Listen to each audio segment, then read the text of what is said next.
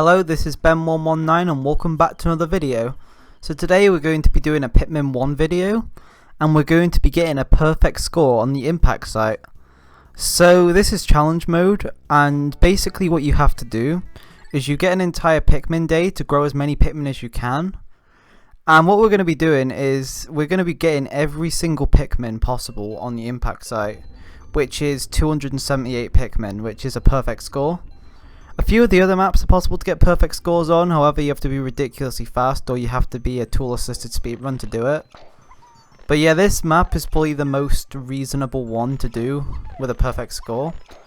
And it's a pretty difficult challenge, but basically this is going to break down the challenge and just break down all the different things. So what you want to do is you want to pluck all the Pikmin at the start, and then what you want to do is attack this bread bug. Now this is because if you leave him unattended, he'll start stealing pellets. And obviously if you lose even one pellet, or you even get the wrong colour Pikmin on a single pellet, then you will fail the challenge. So yeah, I like to just get like the bread bug done straight away. So yeah, I like to drag him to the red onion because it's a red pellet, so it makes complete sense to do that. So also about challenge mode, there is Glimp Beetles, and the Glimp Beetles suck, because basically what you have to do is you have to hit the Glimp Beetle a certain amount of times so he drops pellets. But the thing is, he can disappear like really easily, so you have to be like really on point with your throws. And if you mess it up, then you won't get the pellets required to get a perfect score, and then you'll have to restart. Also, I think I mentioned it before, but you have to get every colour pellet perfect to the colour onion, or you'll get less Pikmin from it. Because if you get a 1 pellet with, say there's a red 1 pellet and you use a red Pikmin to carry it, then you'll get 2 Pikmin. If you picked up a red 1 pellet with a yellow Pikmin, then you would only get 1 Pikmin from it. Same with like 5 pellets, I think you get 3 if you get the wrong colour and 5 if you get the right colour. 10 you get 5 with the wrong colour and 10 with the right colour, and 20 I think it's 10 with the wrong colour and 20 with the right colour. So yeah, it's very important you get all the colours right.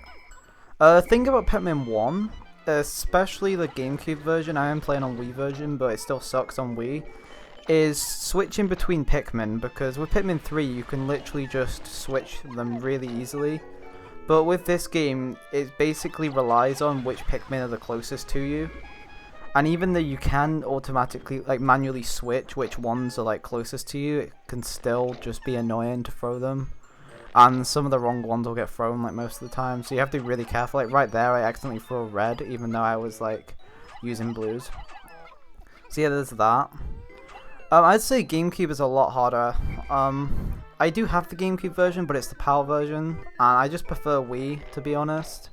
When I first started speedrunning all parts, I did start on GameCube, but then I moved to Wii when I got sub 130.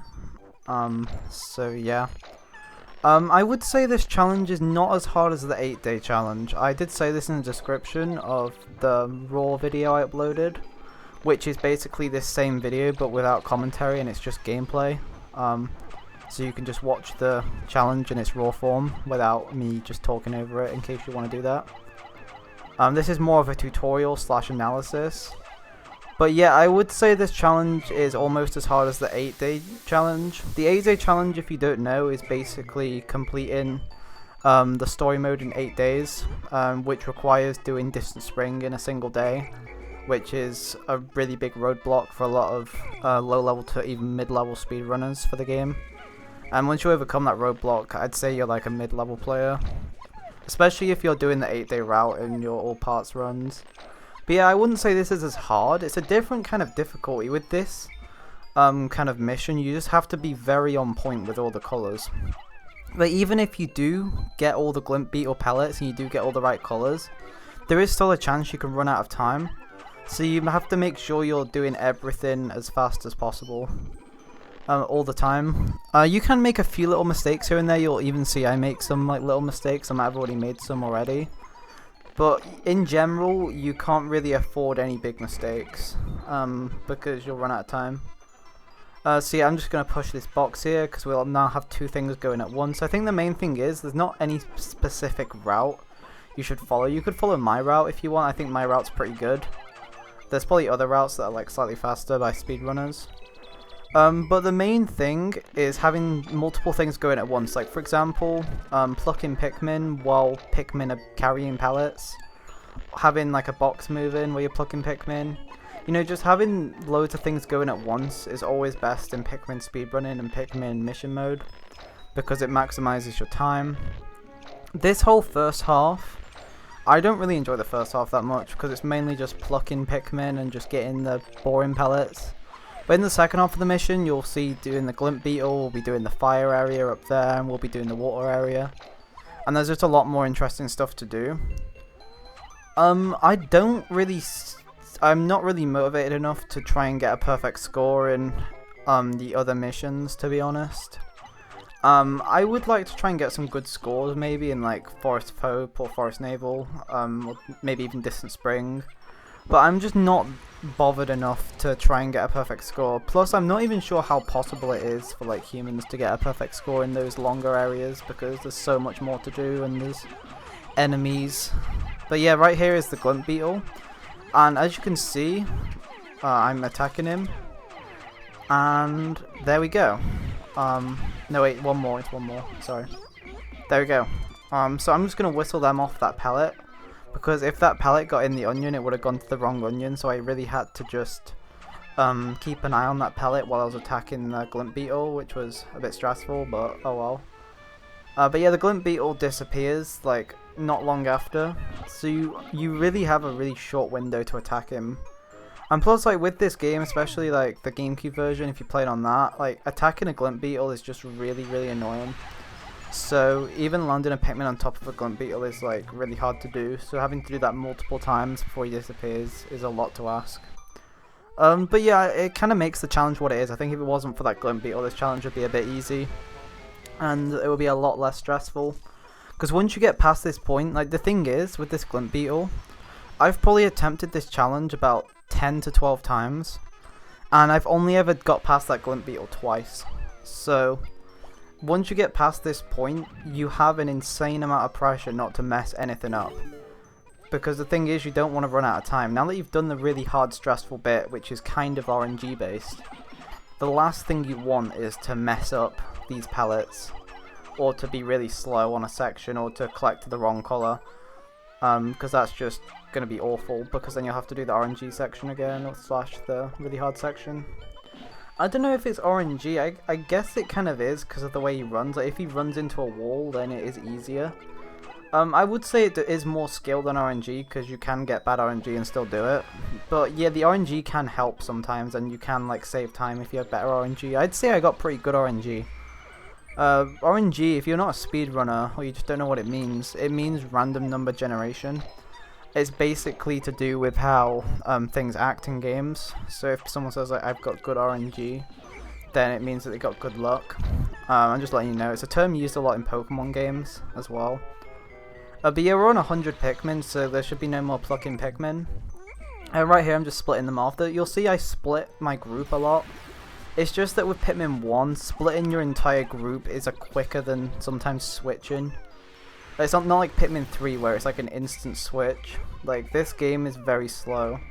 Half of what makes this game so difficult is just the AI and the controls. There's nothing wrong with the controls, I really like the controls, but it's just the AI is absolutely terrible half the time, and it just adds an extra layer of challenge to the whole game.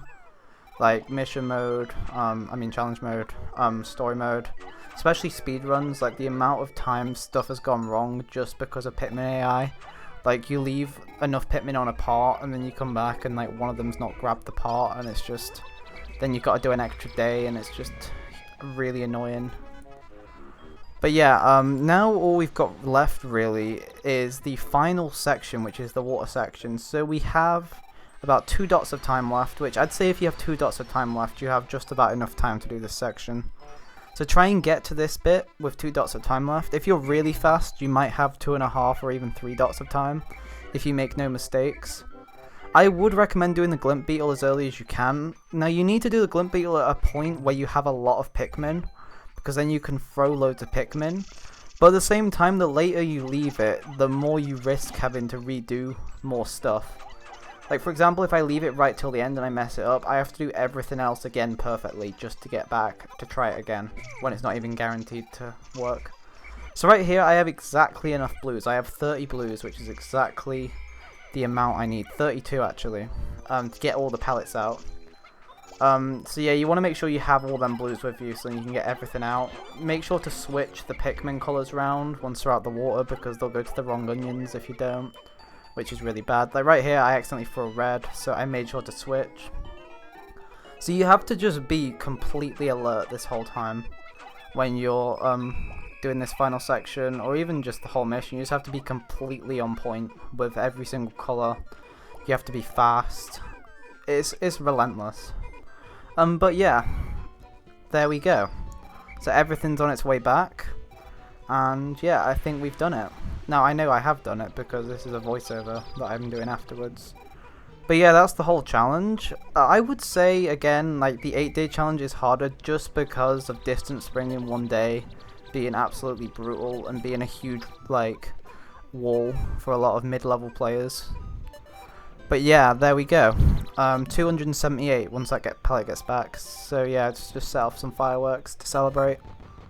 So yeah, I'd highly recommend you check out this challenge. Playing it on Wii is going to be a lot easier than GameCube, because GameCube is just harder to manage Pikmin. The benefit to GameCube is throwing Pikmin is quicker, usually, with C-sticking.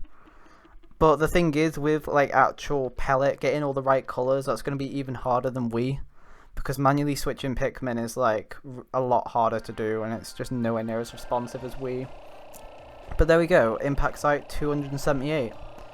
The funniest thing is, until I looked on YouTube, I thought the highest score was like 260 something. And then I realized the Glimp Beetle actually had pellets. And then I was thinking, oh my god, I have to kill this Glimp Beetle to get all the pellets required. So yeah, I put a lot of hours into trying to do this. I've only ever done it twice, and this is my second ever time doing it. So there you go. That's the 278 impact site challenge. If you like the video, please like the video and subscribe if you're new around here. I may be making more Pikmin content or Pikmin 3 content before Pikmin 4 comes out, so look out for that. And I'll see you in the next video. Goodbye.